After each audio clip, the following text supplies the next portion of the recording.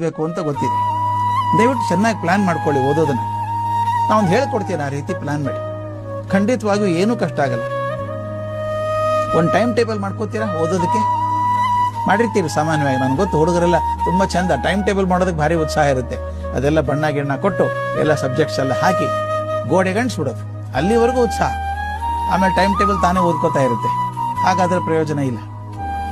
Time table ಮಾಡ್ಕೊಳ್ಳಿ, time table ಪಾಲಿಸ್ಬೇಕು. ಕೆಲವರು ಏನ್ ಮಾಡ್ತಾರೆ ಗೊತ್ತಾ, ಬೆಳಿಗ್ಗೆ ಹೇಳ್ಬೇಕು ಅಂತ ಹುಚ್ಚು. ಬೆಳಿಗ್ಗೆ 4:15 ಎದ್ದು ಬಿಡೋಣ ಅಂತ ಎದ್ಬಿಟ್ಟು ಕೂಡೋದು. ಎಲ್ಲಿ ಕೂಡೋದು? ಹಾಸಿಗೆ ಮೇಲೆ ಕೂತ್ಕೊಳ್ಳೋದು, ಓದಕ್ ಶುರು ಮಾಡೋದು. ಬೆನ್ನು ಇಲ್ವಾ? ತಲೆದಿಂಬನ್ನು ಗೋಡೆಗೆ ಆಣಿಸ್ಕೊಂಡು ಸ್ವಲ್ಪ ಕೂತ್ಕೊಂಡ್ರೆ ಸ್ವಲ್ಪ ಆರಾಮಾಗಿರ್ತದೆ ಅಂತ. ಆಮೇಲೆ ಕಾಲು ಜೋಮ್ ಹಿಡಿತದಲ್ಲ, ಕಾಲು ಚಾಚ್ಕೋಬೇಕು.